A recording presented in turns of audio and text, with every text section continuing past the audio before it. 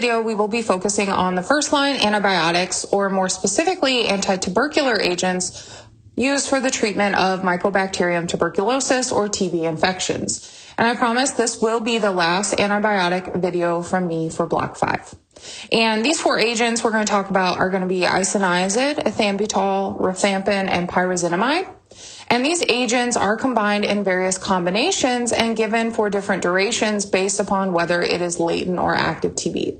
So we're not going to focus too much on the specifics for the combinations, but the main takeaway should be that multi-drug regimens should be utilized for the treatment of tuberculosis to prevent the emergence of drug resistance, because multi-drug resistant TB, or MDR TB, and extensively drug-resistant TB, or XDR TB, are becoming a growing concern. And we'll talk about the specific mechanisms of resistance for each agent. So with regard to TB infections, many specifics of tuberculosis will be addressed sufficiently in your research this week. So we'll just really focus on the uniqueness of the TB pathogen needed to understand how the agents work. So tuberculosis is caused by infection with Mycobacterium tuberculosis, which has some unique virulence factors that set it apart from your typical gram-negative or positive bacterial strains. Importantly, it has a very high lipid content, giving it many of its unique clinical characteristics like inherent resistance to several antibiotics, ability to survive extreme conditions, and a significantly slower rate of division. It also doesn't gram stain very well, which brings us to our next key question. So where is this high lipid content? So if we take a look at the cell wall and the cell membrane of this particular pathogen, you'll see some layers that look familiar and some that look different from our previous antibiotic videos for typical gram-positive and negative bacteria. So first we have our cell membrane and our peptidoglycan layer of the cell wall, which we will not rehash in this video, but should be familiar to you by now. But the remaining layers here are new additions for this particular pathogen. Among these new additions is an arabinogalactan layer, which is here and here, which is a polysaccharide layer composed of D-arabinose and D-galactose. And this layer is covalently attached to the peptidoglycan layer of the cell wall. And we're not going to go through each step of this process, but the composition of this layer is due to EMBA and EMBB, which are crucial arabinosyl transferases. And these are going to add arabinose units to galactan to form that growing arabinogalactan chain that becomes linked to that peptidoglycan layer of that cell wall. There is also a mycolic acid layer, and this is generated by a number of enzymes like fatty acid synthase 1 and 2, and these mycolic acids are covalently added to the arabinogalactan. And then the last layer is a capsule-like material that adds an additional barrier for antibiotic entry. So now that we better understand the unique structure of this pathogen cell wall, we can really dive into our different antitubercular agents. So moving to our next slide, and the first agent we're going to talk about is isoniazid, and you'll see this frequently abbreviated as INH.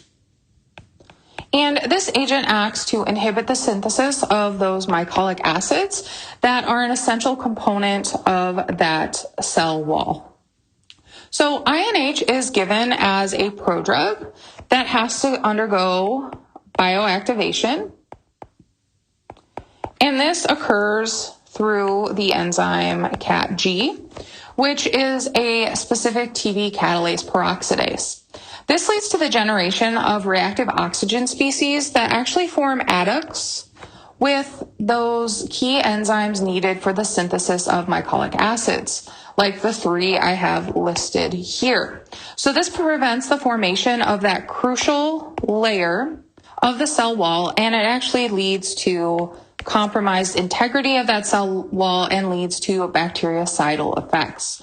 Now, the most common mechanism of resistance is going to be mutations in the CAT-G gene.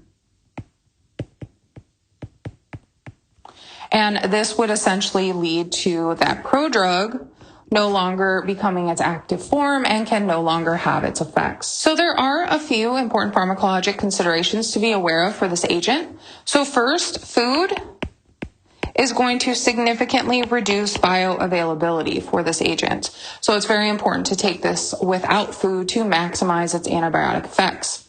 It can also inhibit CYP enzymes like CYP2E1 and 3A4, and this is going to lead to some significant drug-drug interactions that is probably going to need some adjustment to dosing or avoidance of that combination altogether, especially for slow acetylators.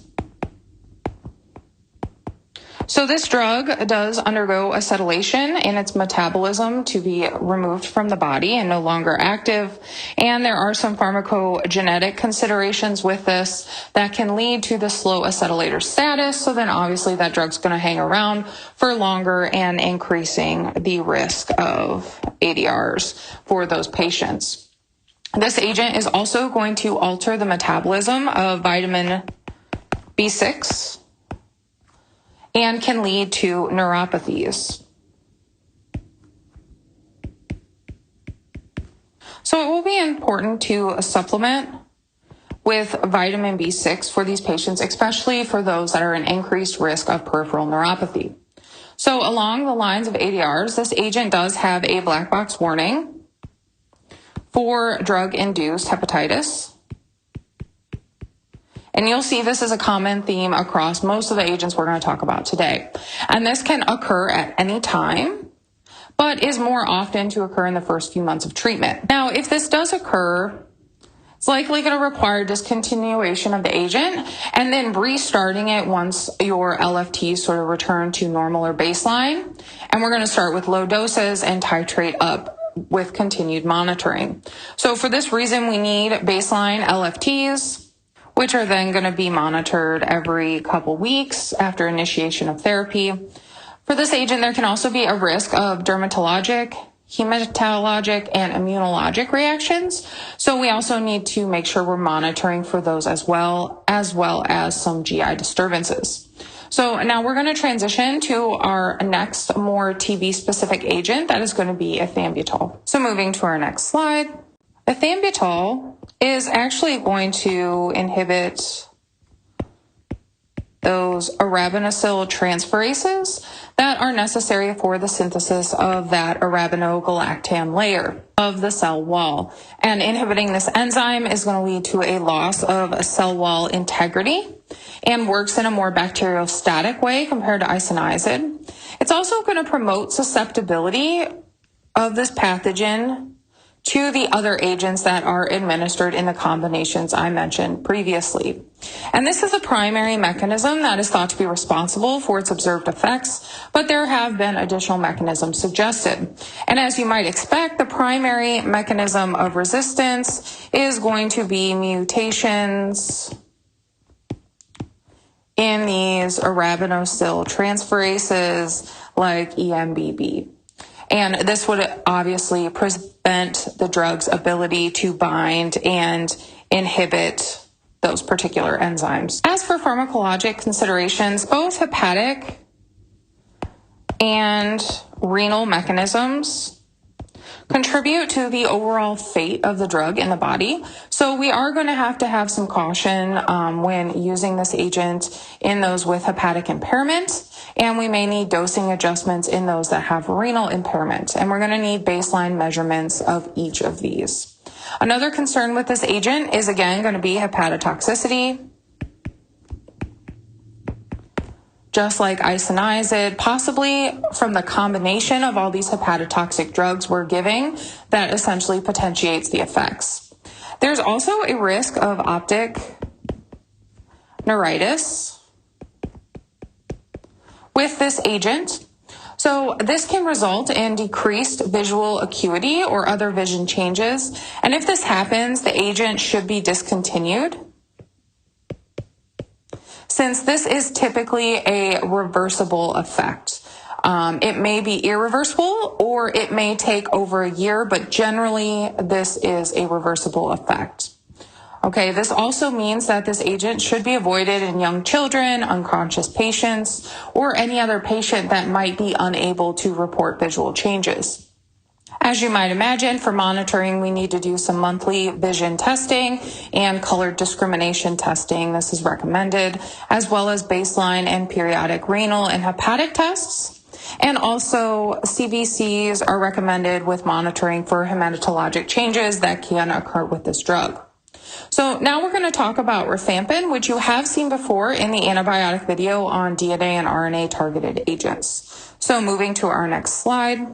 So we will come down here for rifampin,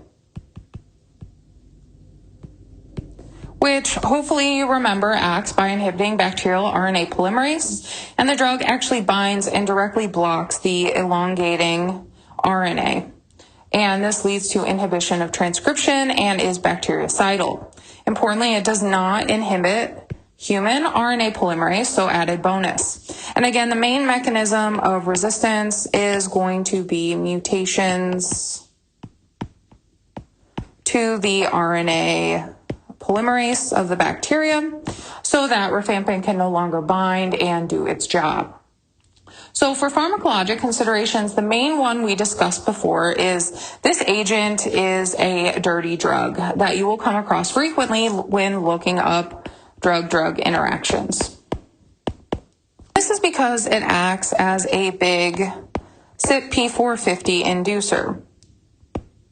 So typically we talk about CYP inhibitors, now we're talking about inducers. So over the course of therapy, CYP enzymatic capacity increases, which means if you're giving another agent that is active, that needs to be metabolized by CYPs to be inactive, there may now become a lack of efficacy.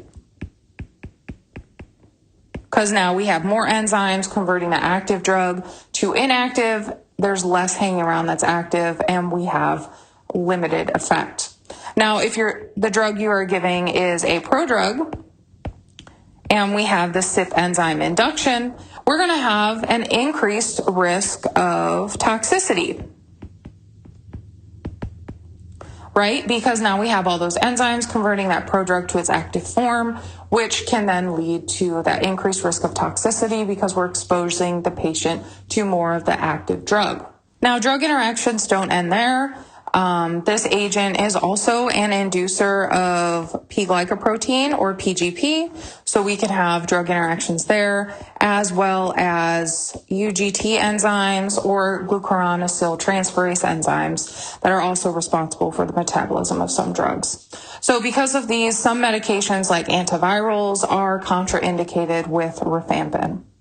So food is also going to decrease the extent of absorption of rifampin, so the bioavailability. So again, we need to take this one on an empty stomach, just like isoniazid.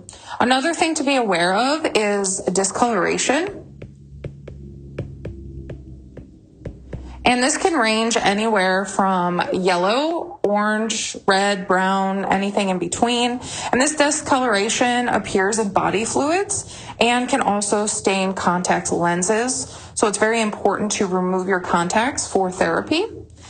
So in terms of body fluids, we can have sweat, saliva, urine, and feces due to the excretion of rifampin in these fluids. So we can also stain clothes as well. So this agent is also hepatotoxic.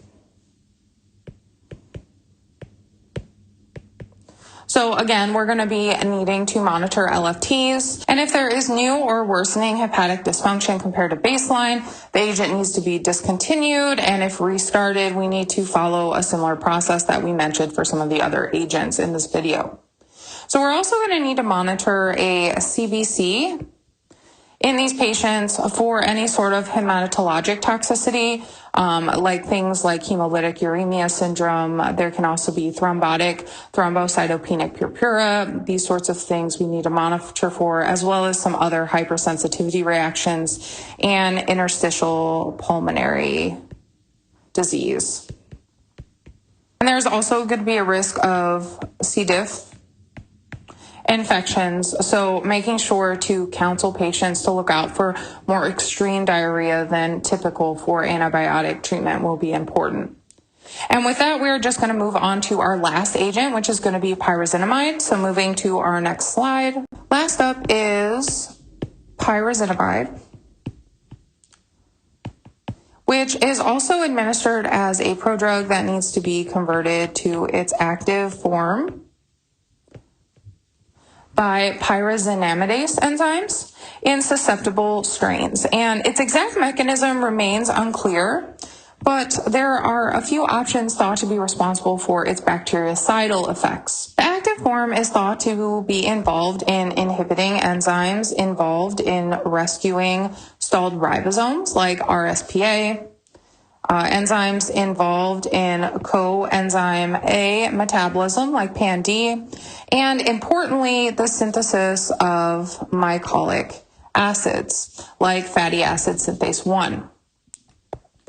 Now, the active form of this drug is also thought to disrupt the cell membrane and alter membrane potential, and it also lowers the intracellular pH in the pathogen, and this disrupts many cellular processes. So many things potentially going on with one agent, and typically resistance is going to occur through mutations in these actual targets, so the drug cannot bind.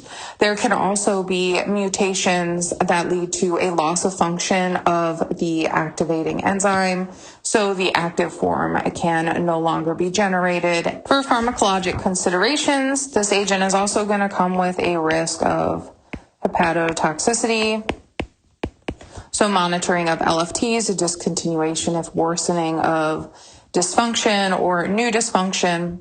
And we also want to make sure we're avoiding this in severe hepatic impairment if we can. Now, this agent also inhibits uric acid excretion. So it may initiate gout attacks in those with a predisposition or a history of chronic gout. And it should obviously be avoided in acute gout. And monitoring of uric acid levels will be helpful. And these are the two main ones to be aware of for pyrazinamide. So moving on to our summary slide. This concludes our discussion of our first-line antitubercular agents and the last antibiotic video from me ever, I promise. And I hope this video has really highlighted how these agents can leverage some uniqueness of this pathogen through the mechanisms of action of these agents, and how you can also predict the likely mechanism of resistance for each agent. It'll also become very important to understand the unique toxicities for each agent and the common risk of hepatotoxicity that comes with these drug combinations.